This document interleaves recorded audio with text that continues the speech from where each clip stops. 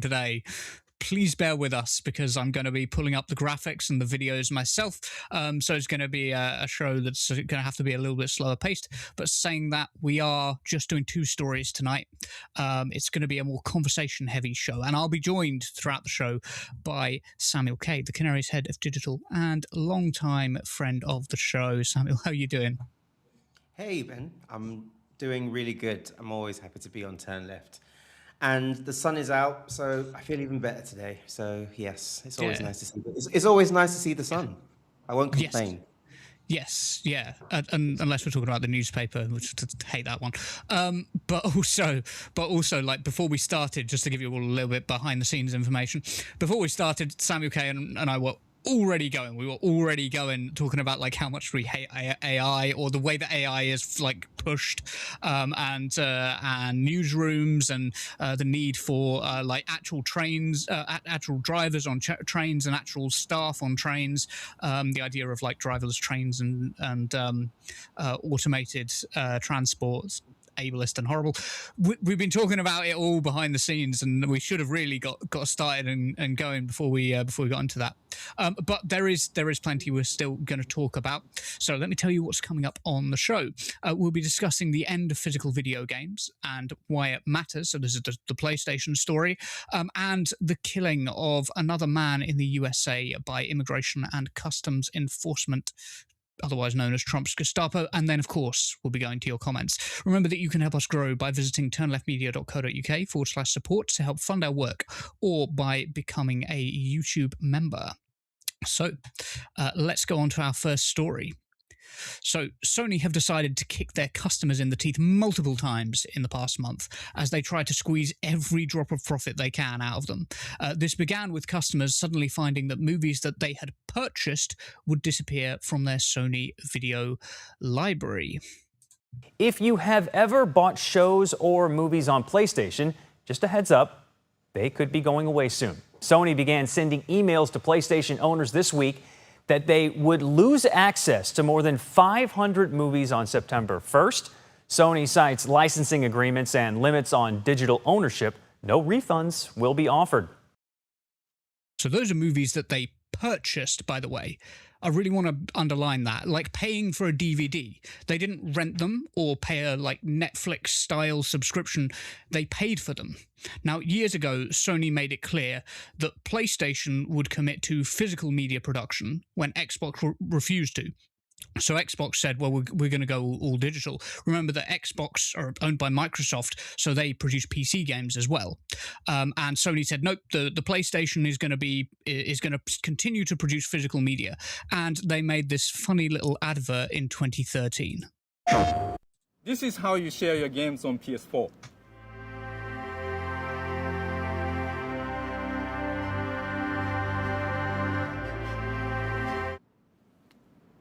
Thanks. PlayStation.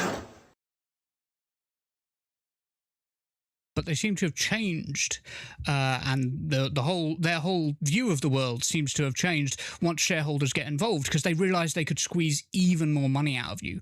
They announced that PlayStation games will only be digital now from 2028 onwards, or rather, they announced recently that from 2028 onwards, PlayStation games will only be digital.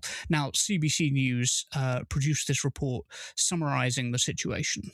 It ain't supposed to go down like this. Anger is brewing among some gamers over news Sony won't be making physical discs for PlayStation games starting 2028. It is a huge slap in the face to gamers everywhere. I am not too happy about this. There's a big group of people that does still want physical games.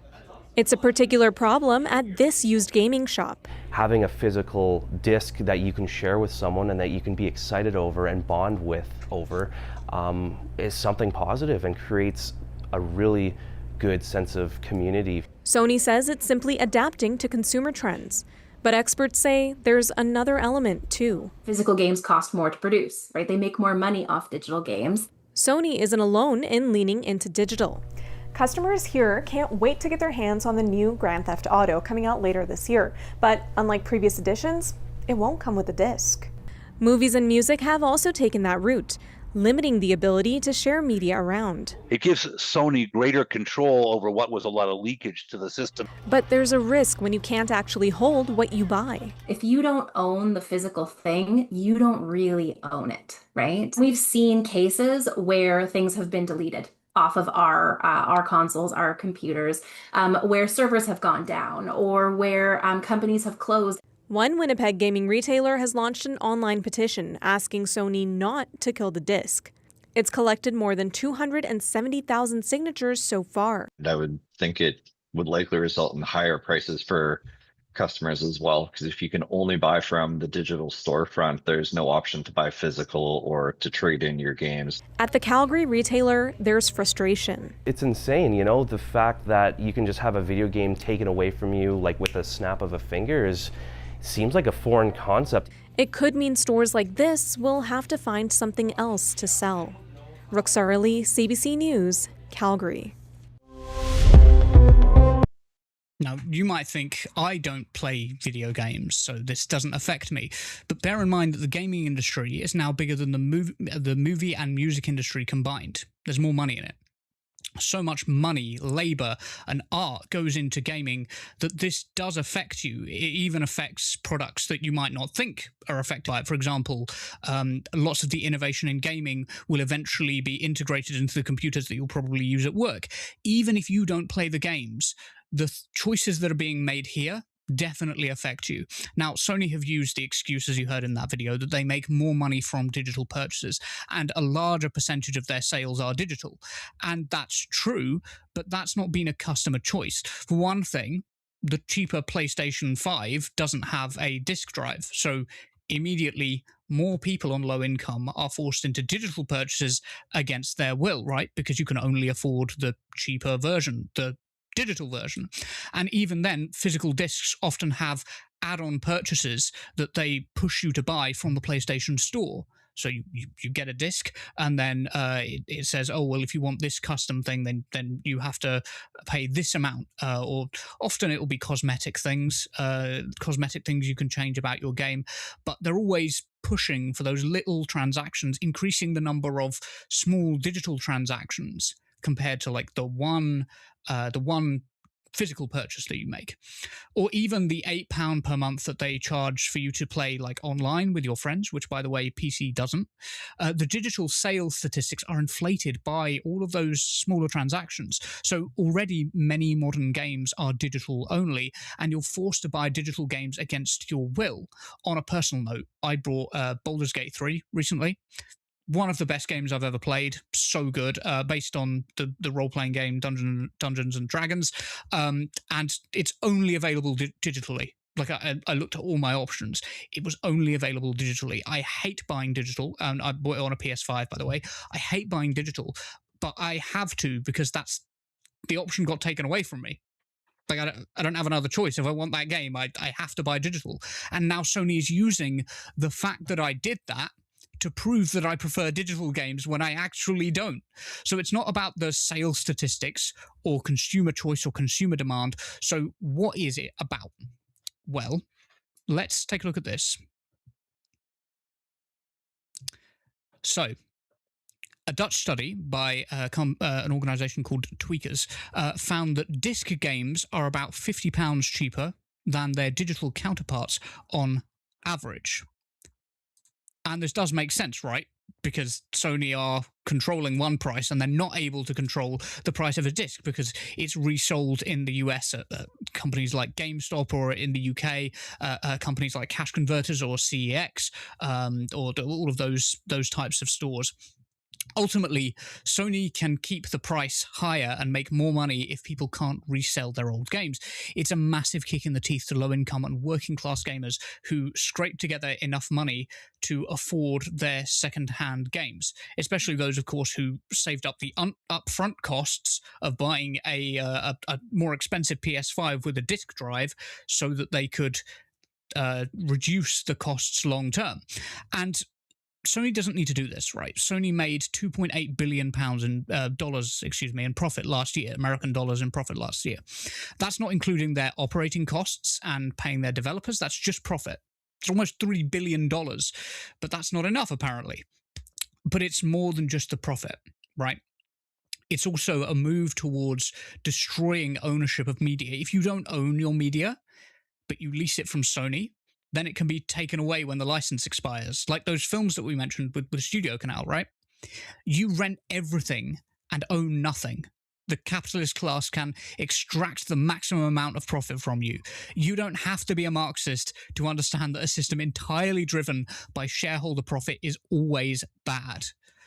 Now, Samuel, I'm going to come to you. I have to physically move the camera. I believe you've experienced something similar, and you were going to bring up like the Adobe system and maybe Microsoft Office as well, right? Where we're seeing this similar like erosion of ownership and move towards a rentier kind of system. Yeah, absolutely. It's the idea that you will own nothing. And it comes back to this saying is that, if you can't own anything, if buying something isn't ownership, then surely, piracy, isn't theft. This is the idea that the corporate class now have, that we're going to rent things out to you perpetually and you will never own it.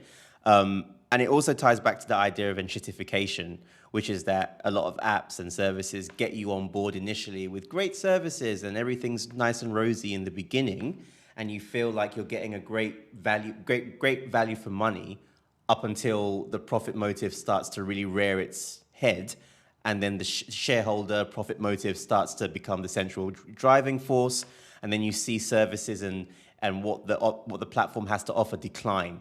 The quality declines, and you're often thinking, why am I on this app in the first place? It ties into this. And I think the example that I have most experience with is Adobe. And everybody who does video editing understands the hatred that exists for Adobe. And I think it's well deserved. They are a company that takes advantage of their monopoly, and they perpetually want to rent you their services, even though their business model wasn't initially like this in the beginning, right? So in the beginning, you bought the software, you had it for life. And then what you saw was these steps to make sure that the customer wasn't valued anymore. It was the shareholder. It was, how can we completely maximize our profits? And to look in the numbers fairly, you can see that once this move towards renting out their software took place, their profits exploded, right? They had a huge explosion in profits. Great for the shareholders, not so great for us, right? And that's always the issue. It's this diametrically opposed interests where you have the profit motive, the shareholders saying, how can we make things worse? How can we extract more profit from this thing? And then you have the customers on one hand saying, well, we're being hammered at your expense. And this has been the trend in the West with things, the quality of products getting worse. And just to also touch upon, just to also say on Adobe, the problem there was that when people were signing up, Adobe wouldn't make clear on their site that you were locking yourself into a much longer contract, so sometimes a year. And to be able to get out of those contracts, you'd have to pay an upfront fee plus some other fee. They always like to drop in all these sudden fees. And there was a $150 million lawsuit which Adobe was taken through and had to ultimately pay out because they were found to be misleading their customers. And the other case study, just if I may, was of Microsoft Office 2019. So again, you have another case. When it was initially brought forward and released, it was perpetually licensed software. It was a perpetually licensed software. And then initially they said, okay, we're going to stop supporting this. Okay, all right, you're going to stop supporting it. Fair enough. And then they're like, okay, we're going to change it now so it won't even function properly now and in the future. So what was initially very much marketed as something you're going to have forever was now suddenly taken away from the customer. Again, another example of this move towards the corporate class taking everything away, saying you will own nothing. Well, again, like I said in the beginning, if buying isn't ownership, then piracy isn't theft. I do like that phrase. Yeah, like, I mean, severance fees just in general should be illegal. Like, you shouldn't be able to apply a severance fee. And if you do, it should be like, well, the government just takes over your company. Like, I just think severance fees are so bad, particularly for something where you're paying for a service for like something that is, that 10 years ago, you would have just paid an upfront cost for editing software, games, movies and TV. Like I never think, and by the way, I think they would lose all of their customers if Netflix tried to like impose a severance fee. But as we move towards this kind of digital future, there's a bigger danger of things like that happening, and I think it's one of the problems that we're going to face. Like, it's this move to, like you say, like in-shitification. Now, I've got no faith in market forces personally, but interestingly, Xbox have said they're going all digital too, and so I'm interested to see, do you think that like another video game company possibly could create a new console that commits to physical media? Because I reckon it would be popular, because there's a big movement right now to quote unquote save video games, I think is the banner they're going under.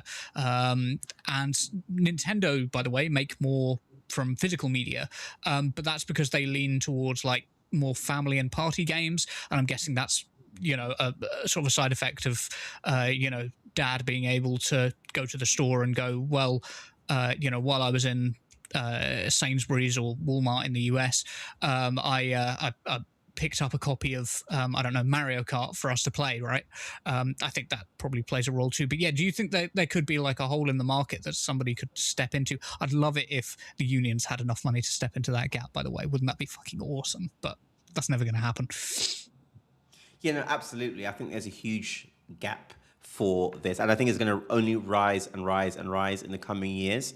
Once people feel that physical media is under attack, which it is, then I feel the need for people to archive things, making sure that things are kept in a physical space, because what we're seeing is a move to protect corporate interests. This is what it is at the end of the day, and what we know is that corporate interests are relentless, and they will go to great lengths to make sure that their interests are protected. So I think it's a moment for opposing forces to recognize that gap exists and make sure that that market is catered to. Because physical media is so important. It's so important to document things that are happening. And I know this may not be directly related to this renterism conversation, but I think just on touching upon the need to be archiving things, you see what is happening in Gaza, and you know that there is a huge effort to effectively erase the digital footprint of what's been going on. And this is why it's so important for activists, and I know that there have been so many efforts from some great activists to put websites together of archives and of physical media just to document what is going on. But I think that the conversation around big tech attacking physical media is a really, really important one. And I think we need to have more options, more organizations, more companies, whatever it is, to try to fill that gap and provide the physical media that so much of us love. Yeah, I'm thinking also about some of the apparently like lost films. Like a lot of films were lost with like early 20th century cinema being scrapped. You know, like because of course before like widely commercially available things like VHS or DVD, there was a lot of early cinema that we lost because there was very few copies of it, and we're seeing a similar phenomenon with some of the things that are coming through on Netflix and Disney Plus, all of this stuff. Once they disappear off the streaming platform, in many cases they're lost forever. So it's a sort of a lost art story as well, and the preservation of art and things like the Internet Archive are really important. Absolutely. Yeah, just another angle on this, by the way, that I thought was important to bring up. Obviously, a lot of young men. Now, young men in the UK tend to be quite left wing already. We do tend to trend towards the left. Young men in the US and in other countries tend to be more right wing. By the way, young men in the UK are more right wing than young women are, but still tend to be quite left wing. This could be an interesting right, to give people, because there's sort of gamers, weirdly, especially considering the whole Gamergate thing and the right-wing movement there, there could be a push for young men to get involved with the left through this and develop a sort of like class consciousness. It's already sort of naturally happening within the gaming movement, to sort of like gain an understanding of like, okay, so these people systemically do not have your interests at heart. Shareholder capitalism is devastating for your interests. Do you think there's like an in there? And what would you sort of expect that to look like if it does sort of develop?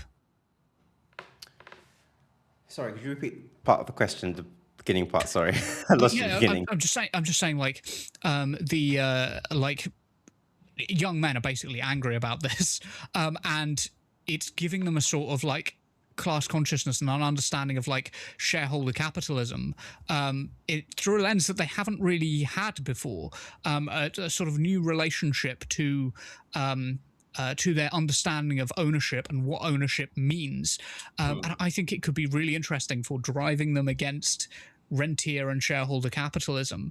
What do you think that could look like? Well, yeah, that is one of the, I feel like it's so important, like on the left as well, to like find those ins, isn't it? Like where those points of cultural agreement are, because like we have this popular culture that we all consume, and obviously gaming, and like you said, it's such a huge industry, bigger than music and what was the other industry you said as well, combined? Music and movies, which I was really shocked about. The film industry combined. So there is this huge energy to tap into, especially with young men, because we know that a lot of target market when it comes to gaming are young men. So I do believe that there is this element of, we can tap into the frustration with that rentier class, because you don't have to be Marx, like you said at the beginning, to recognize the fuckery that's going on. I hope I can swear on this bit. I hope that was okay. Yes, it's YouTube. Curtis isn't here, it's fine. Yeah, exactly. Exactly. So it's just like there is that huge frustration to tap into, and I think it's so valid. It's not what the right wing is offering, which is, hey, you need to be angry at your neighbor. Hey, you need to be angry at that brown person or Muslim. Is actually something that's tangible and valid. That this idea that there's this corporate class trying to take away everything from you, and you cannot even own physical media in this time. And I think it's great that we can tap into popular issues.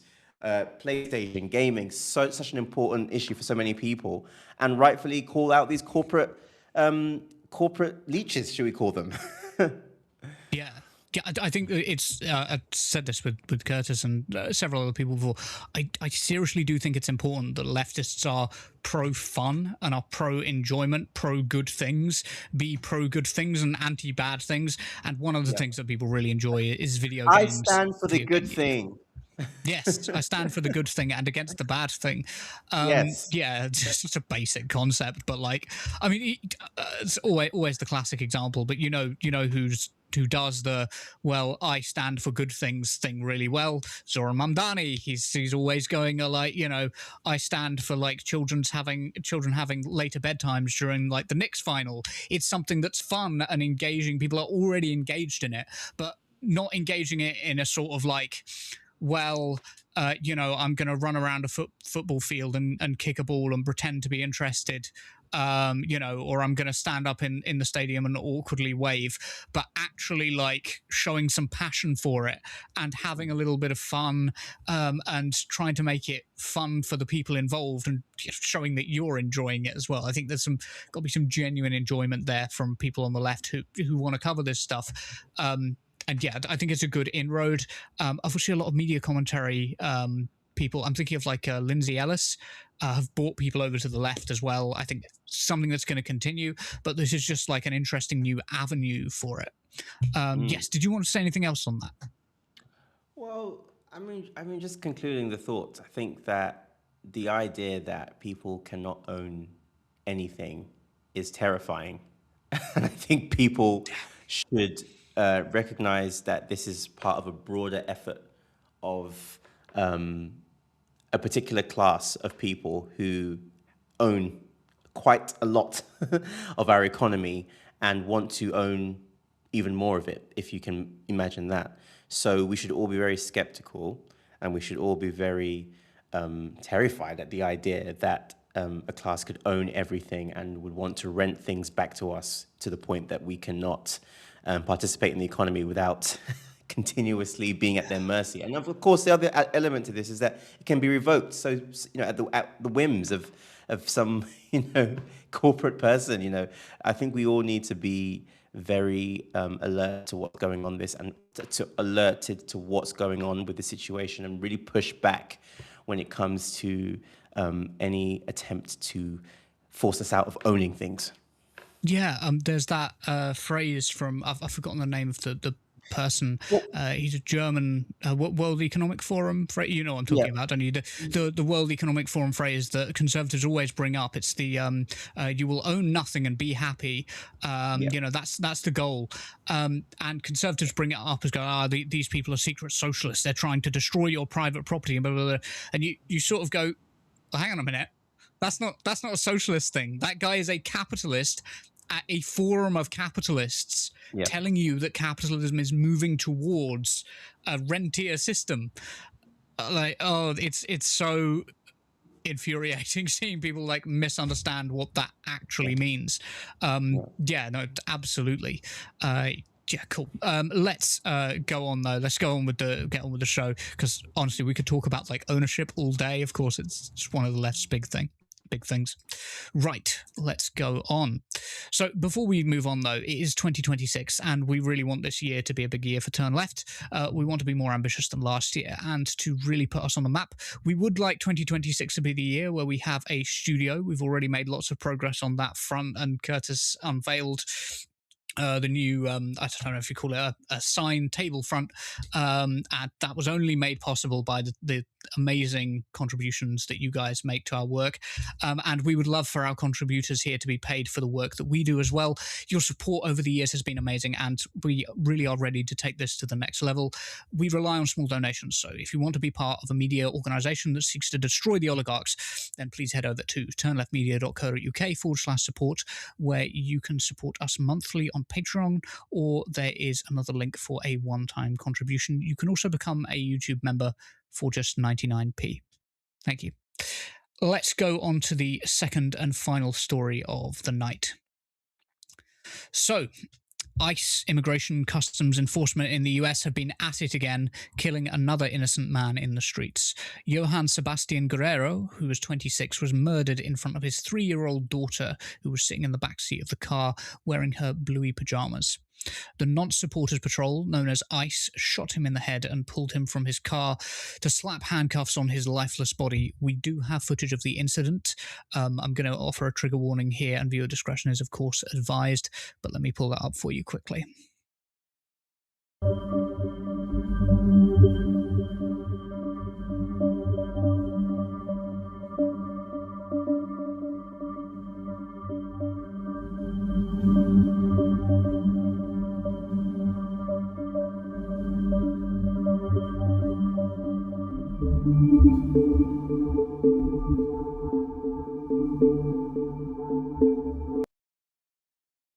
It seems to me that the act of handcuffing someone you've already shot in the head is an act to try to cover up what you've done. You've already hit someone. You've fired the shot. It's the classic militia thing: shoot first, ask questions later.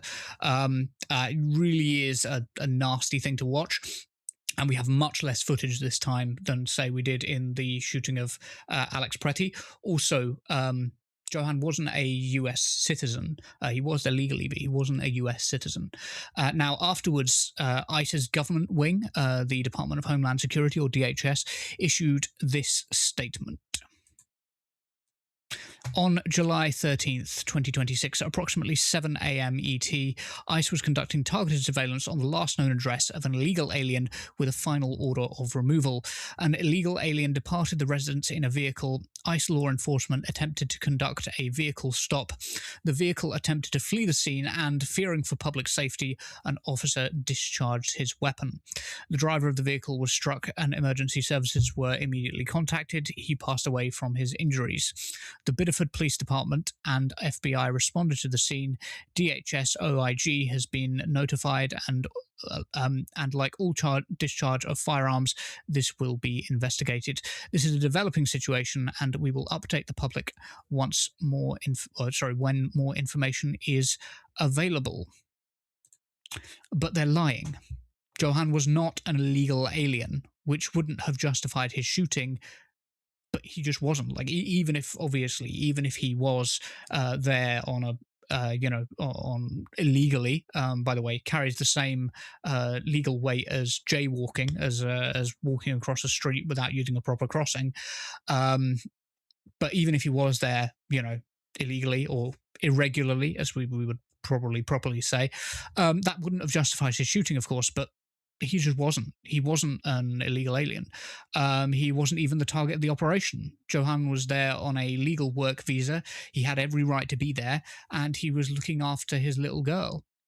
Also, the fearing for public safety that they mentioned in that statement, they shot him in the head. But we watched the footage. The vehicle that was hit by the ICE car, it wasn't going fast. It wasn't swerving in an unusual direction. It's bullshit. They shot him and then tried to cover it up. ICE have been ordered to stop doing vehicle stops while the investigation into Johan's death is carried out. Now, Fox News did a special segment, with DHS Border Czar Tom Homan, in which he reassured the audience that Johan's murder wouldn't impede the efficiency of his piggy, non-supporting militia, in case anyone was worried about that. Let me show you that now. We're back with a Fox News alert. ICE is making a major change to how it enforces immigration law. The agency is halting most vehicle stops nationwide, limiting them to operations targeting its highest priority criminal aliens. It's a significant shift because vehicle stops have been one of ICE's primary tools for arresting its targets. The change comes after a shooting during an ICE operation in Biddeford, Maine yesterday. Authorities say a 26-year-old Colombian man was shot and that he was not the target of the warrant being served. The shooting has sparked anti-ICE protests in Maine, including one demonstration outside of Senator Susan Collins' office. Watch. Vote her out! Vote her out! Vote her out! Vote her out! And with Graham Platter dropping out of the Maine Senate race, the Democrats who are looking to replace him are carrying his anti-ICE messaging. We need a senator right now with the courage to stand up to this administration and demand accountability of this agency. I think we are at the point where ICE needs to be abolished. This must stop. We need to get ICE out of the streets. Joining us now, Border Czar Tom Homan.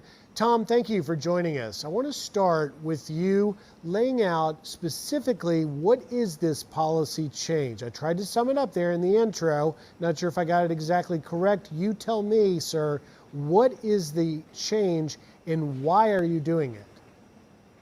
Well, that decision was made by the Secretary along with leadership at ICE. But look, it's not a policy change. It's a temporary pause.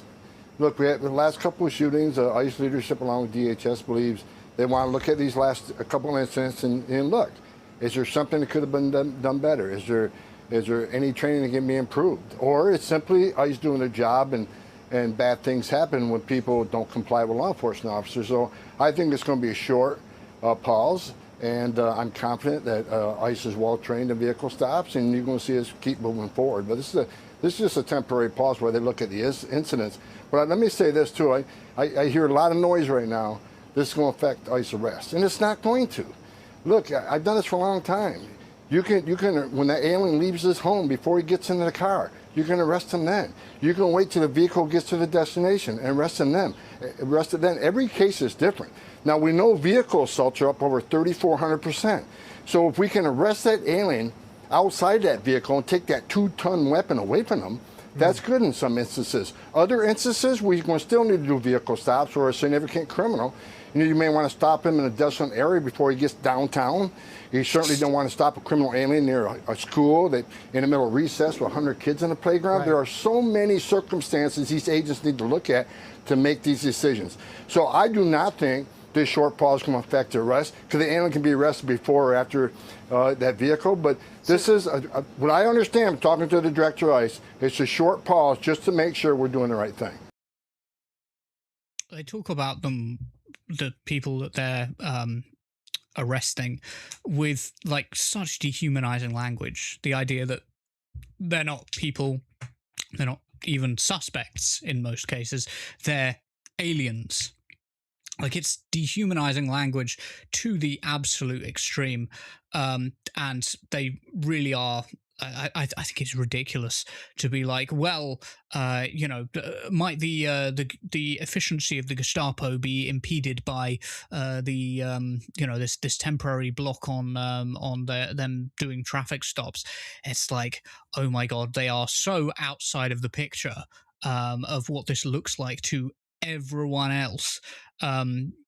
America is a fully, and particularly American conservatives are fundamentally servile in their thinking, servile to the state, very proud of their freedom, but very willing to give it up. And I think this is kind of concerning. I'm going to bring Samuel in now.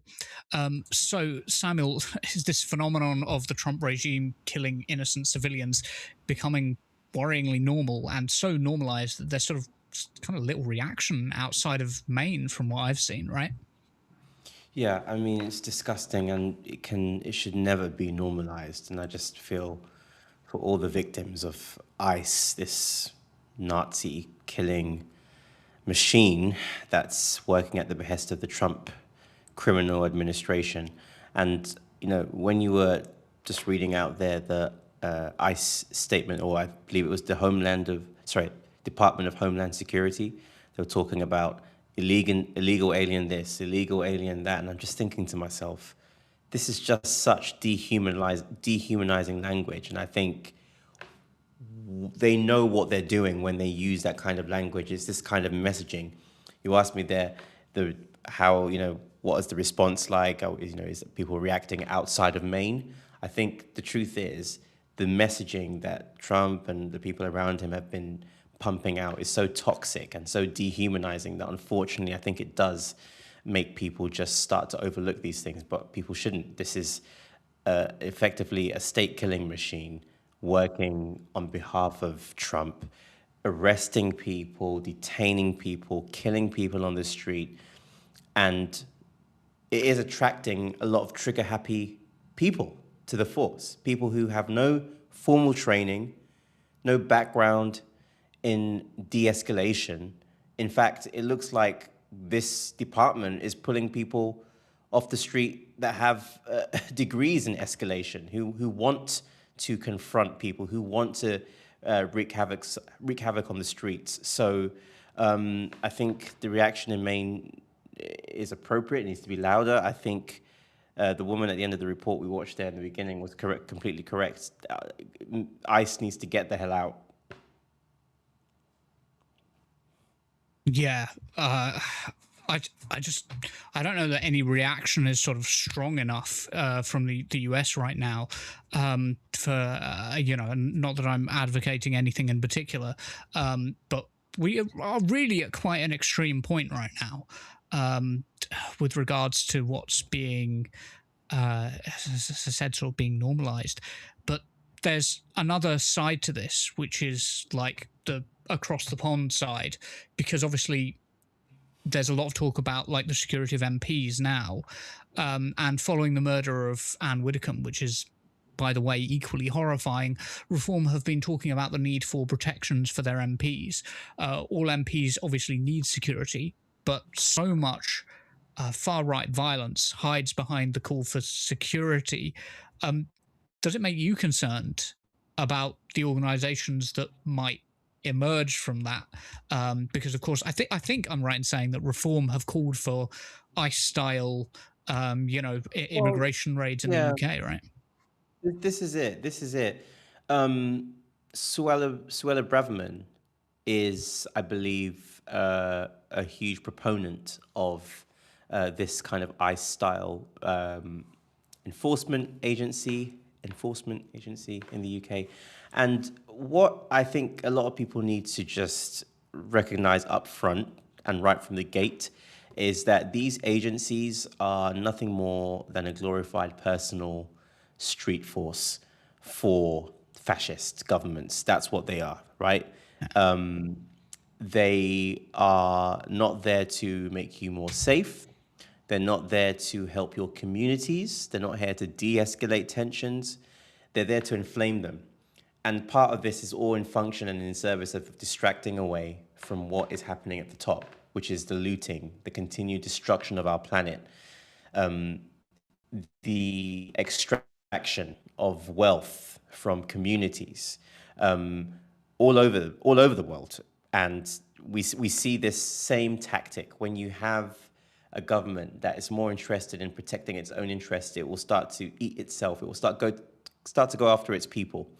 And that's what we see. What we should be seeing is trial for those who have destroyed our climate. We should be holding those accountable for the Epstein crimes that have taken place. But what we see is instead an attack on working people from a state-funded bunch of violent criminals. I believe there was a case of one who was, I believe that one of the January 6th Sixers, there's been so many cases of people who did the insurrection on January 6th, have been released and have been then found to have done awful, awful things. So it just goes to show you who the Praetorian Guard, as it were, of Trump are when it comes down to it on the streets. So yeah, nothing more than a fascist criminal part of apparatus of the state. Yeah, I think you're right. Sort of characterize them as this sort of Praetorian Guard thing. It's always these sort of like third-party militias that exist outside of the official system, and that are sort of like special police or whatever. It was the same with, I'm just thinking about, again, always relating back to Nazi Germany, this is my area of expertise. The Gestapo existed outside of the German police force generally. The Sturmabteilung were, existed alongside, but as a separate organization to the Wehrmacht, the official German army. The word Schutzstaffel, which is what the SS stands for, literally translates to protection squads. So all of this talk about like security and organizations which are under somebody's direct control but not accountable to the normal apparatus of policing and security itself, they're almost always worrying, and especially if they are known for thuggish or drunken and violent behavior, which, I'm not saying is the case in ICE necessarily. Well, the thuggish behavior certainly is, but I'm not saying anything about drinking necessarily. But it does tend to be a thing, the way that there's also a lot of overlap between far-right thuggery and football hooliganism. There's that sort of laddie drinking culture that comes with a lot of this stuff. It does make me concerned about how this could affect not just the UK, but organisations throughout Europe as well. It makes me worry that we could see something like this here. And that seems almost trivial. Tell me if I'm being trivial, especially in light of somebody has literally been murdered in the USA. So for me to worry about it coming here, I don't know. Maybe I'm accidentally downplaying Johan's death. That's not what I'm meaning to do, but you can see where I'm coming from, right? Sure. And no, look, someone was saying in the comments, and I just thought it was really powerful that MPs are now talking about, MPs used to pride themselves on the fact that they could go out on the streets, go into their constituency, nothing would happen, it'd be fine, and that now that's not the case. But it seems MPs were maybe very quick to address how they're needing more security, but not necessarily why that distance is growing between MPs and the people. Now, this is, of course, not any approval or rubber stamp on any violence that has taken place towards MPs, and I think it's despicable, and I think that's absolutely wrong. But I think what the comment is saying is that there needs to also be an understanding from MPs about this seeming gulf that's developing, because you want to also remain in touch with the people. But yeah, and that should usually endear you to most people, because you should be able to come across as honest. I would say, absolutely, there's that distance between the MPs and the normal everyday person. I'd also say that there's a distance between the normal everyday person and the concerns of the media class, the people who are supposed to hold these people to account and ask the questions that people are thinking. Again, relating it back to Palestine, to Gaza, how many mainstream media organizations are asking about Gaza, even though if you talk to the average person, it hovers around sort of 60-70% of people are disgusted by what's happening in Gaza. Even if they don't consider it a genocide, they will be, fairly disgusted by what's taking place in Gaza. And our media class just isn't asking about that. So I think there is a need to sort of heal our media as well, supporting organizations like Turn Left and The Canary, of course. Yeah, absolutely. Subscribe, follow, do all of it. Which actually is a sort of nice segue. I think we can sort of get into the comments with that, because it's a fairly kind of relaxed show. I'm trying to keep it to roughly an hour, so we'll have some time to go through the comments. Let's take a look and see what we have in the comments. Oh, I've got to change it to the comments scene. Sorry. Usually the producer does all this, so I don't have to think about it. But of course, because I'm operating on my own, I do have to move everything over. And of course, it says producer Mike live. Please ignore that. The producer's mic is not live. There is no producer. Well, I guess it is actually, because I'm the producer. But you are the producer.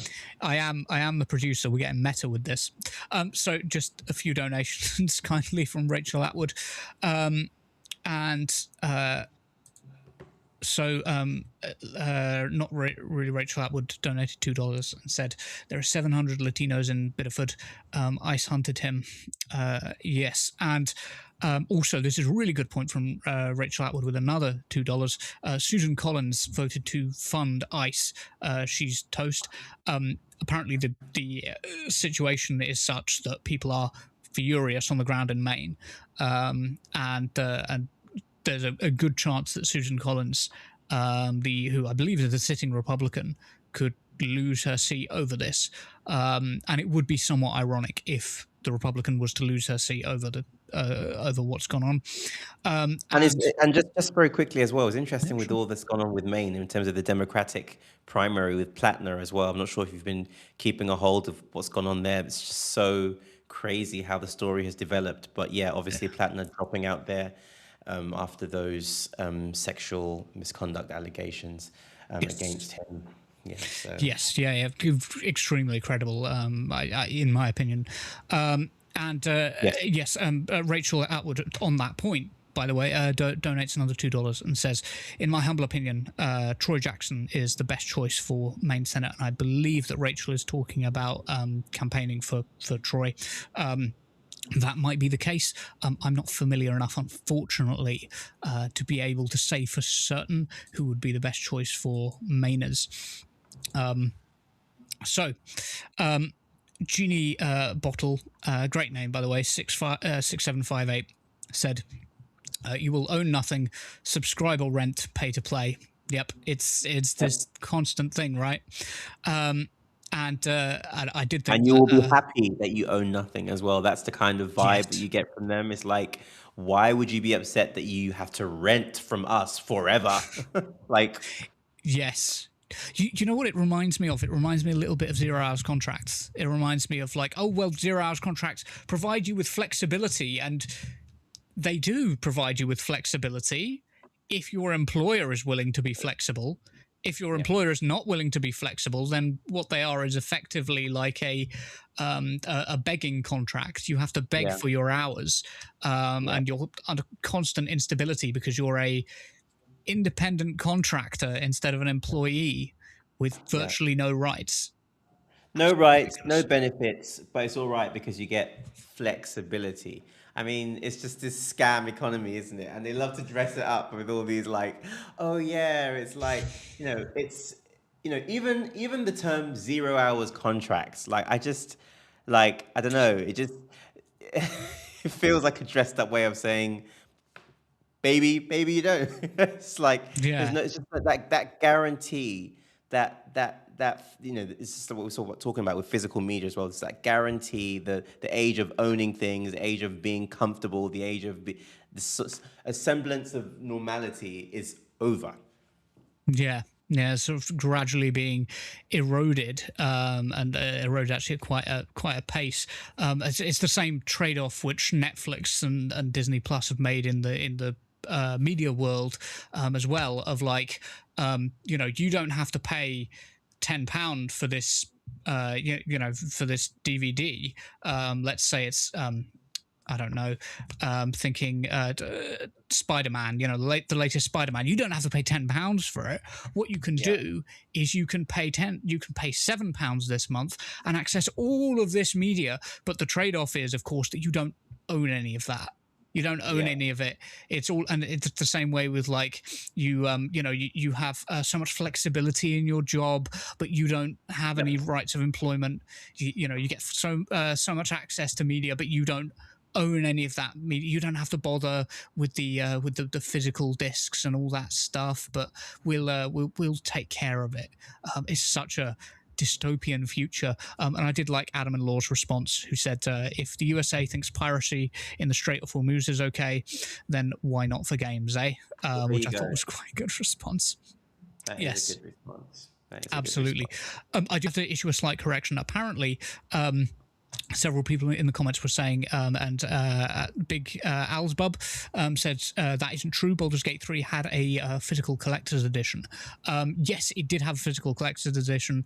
I believe the deluxe edition. I haven't been able to get hold of that because the price on that was even higher. From what I could see, I couldn't find a physical version. If there is a physical version, I would like to get hold of it because I'm now scared that I will lose access to Baldur's Gate 3. An amazing video game. I love it. Like I'm a very casual gamer. I play like Lego games and Minecraft and Fortnite. But I game like a 12-year-old. Which is embarrassing to admit, but I'm not a serious hardcore gamer. I could never get my head around like Call of Duty and stuff like that. But Baldur's Gate 3 has been absolutely fucking awesome. And Specs Bean Farmer, I think, who is sort of well-versed in this stuff, said everything in enterprise IT is like this, and this gets into the whole like Microsoft and Adobe thing, which is like, it's something else. Like Adobe's monopoly over the industry is something, it's so dark. Like I hate it, but they are like the front runners, right? In their particularly for like media editing, they're the front runners. Like you can't, as far as I know, get anything as good as Photoshop or their video editing without going through Adobe, right? Yeah, Adobe is the number one really when it comes. I mean, the thing is, there's DaVinci Resolve, which is another editing software, which is kind of really making a huge wave in that space. So, I know that there's some editor on my team that uses DaVinci. And yeah, so I feel like there is a bit of a response from the consumer to kind of find other ways, but it is very difficult because, like you said, it's so saturated with Adobe products already that people find there is a cost of leaving, not just in terms of the the payment, but also in terms of learning, a time cost to switching over. And if you're somebody who makes your income on Adobe Premiere projects and churning them out quickly, actually switching to another software isn't as easy as it might first appear, and there actually have to be a lot of relearning how to basically navigate the interface, which is a heavy price to pay. Yeah, it really is. Like, as somebody who I've used DaVinci Resolve a little bit, but my primary thing is PowerDirect. I can't afford to get involved in Adobe systems because they're so expensive. But I've used PowerDirector, which has a subscription model, but it's a little bit less predatory. There are other editors out there. There's also like Sony Vegas, I think is one of them. Although let's avoid Sony for the time being, given what's going on with them. But there are like other options out there. But yeah, there's this massive learning curve, particularly with editing, and it can be a real gruel, particularly if it's something that was designed with like open source software or free software. That can be massively taxing in terms of your time spent on trying to learn this stuff. And if you're somebody who edits videos on the left or does streaming or anything like that for leftist content, it is actually really important that we maintain access to this stuff. And so particularly for us, it's just really important. I did want to point out that Adam and Law said if you were to lose access to your PlayStation account, would the disc work, the Baldur's Gate 3 disc, on another account/console? Because Xbox doesn't. The only way to own a game forever is to get it from GOG or piracy. Now, GOG, as I understand it, is a platform a bit like Steam, but your sort of all of the rights are held with the user.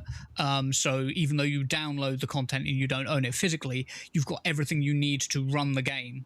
And like just download it onto your computer, and that license can't ever be sort of taken away by GOG servers going down in the same way that it could with Steam or with PlayStation. Like that's my understanding of that. But I think it's an interesting question, because I think it's something we've always got to consider. Also, so many games nowadays require that online support. I don't know if this is something that translates to video editing software as well. I guess it does, because a lot of video editing software either uses AI or uses, even for simple things like subtitle generation, which I think is a somewhat ethical use of AI. Yeah, I mean, that's literally the only thing, because I realized that because I use a site called Kapwing, and I've kind of figured out that actually, this is kind of using, because it's relying on the recognizing the speech pattern and then converting that into obviously the subtitles, which I guess from my perspective has taken up such a huge part of the thing. And I think that's not necessarily, I'm not generating it from like, oh, can you I've never actually used AI as like an interface, like, hey, I've never used ChatGPT, I've never used Anthropic or whatever, Claude or anything. But I think that has actually, when I thought about it the other day, that actually turns out to be the only use of it I think that I inadvertently used. Yes. I think that in those circumstances, there's like but it's still dependent upon that server, internet connection, all of that stuff, rather than being just on your, or even using like stock music and stock videos and stock photos if you're editing something, and sometimes downloading fonts, because all of the fonts aren't necessarily on there, or colors, or whatever it might be. That dependency on a constant connection to a server is something that leaves us vulnerable, I think, and that's something that's really concerning. And Jamie Alice said, capitalists, you will own nothing under socialism, and also capitalists, people will need to get used to not owning things. I think it's a fairly good summary. And interestingly, Genie Bottle again came in and said it is good for the environment to have less like physical media being produced.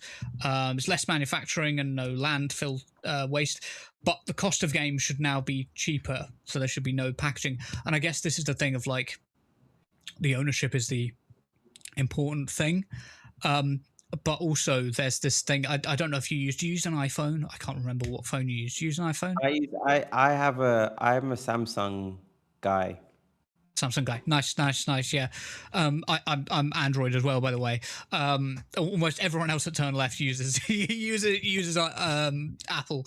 But when it comes to the iPhone, they made all that shit about when to reduce packaging, we're gonna not include a charger and headphones or and all of this stuff. And I really do think that a lot of companies use the idea of, we're reducing packaging, which it didn't, of course, because then you have to go out and buy something else which is packaged separately.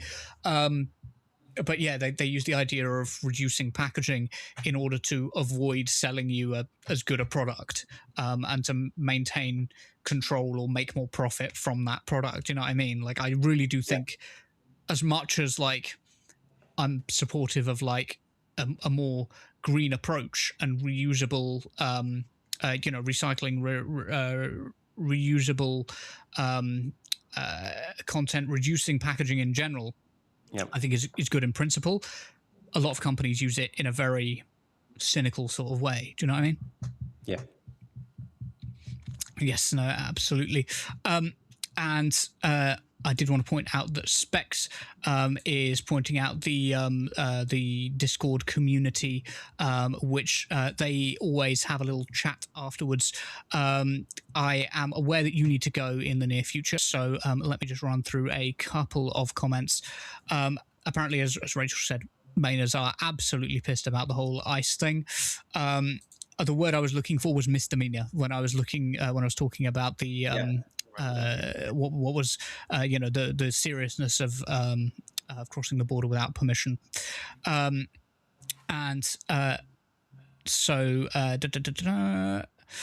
Becca made the very good point that like the Palestine action arrests and criminalization of protesters, then years back Mark Duggan or even Sarah Everard, we don't need armed cops killing innocent people here either, or indeed armed militias in general, right?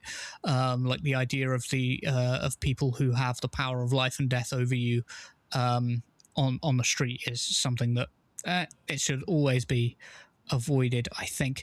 And Becca did say it's lovely to see Cog and Samuel, but they are talking about Trump and ICE, the opposite of lovely. We have hit the hour marker, so I am going to let you go. I'm sure lots of people want to catch the football as well. Did you want to say anything at the last minute? Ooh, take that off. Did you want to say anything, closing statements or anything? I wanted to say thanks for having me. As always, I love coming on the show. Thank you very much for having me. Love the Turn Left audience. Shout out to the Turn Left audience. Also saying just support the Canary. Obviously, you guys have heard about the whole banking stuff, so please make sure you follow us. That's one way you can help us. Follow. And we are going to also be putting out a lot more stuff on our YouTube as well, coming up soon. So subscribe here on YouTube as well. Yeah, thanks once again for having me. By the way, if Turn Left can get involved in that or help in any way, I'm sure you already have quite a bit of influence on YouTube anyway, but sometimes like not duetting, what's the word? Collaborations on YouTube can help. Let us know and we'll keep you up to date with that. Right, let's close out the show. Thank you to Samuel for joining me, of course, and thank you to all of you for watching. Don't forget to like and share, and we'll let you go enjoy the rest of the match. You've been watching Normal Island, which runs every Monday, Wednesday, and Friday, starting at 7:30 p.m. And we will see you next time.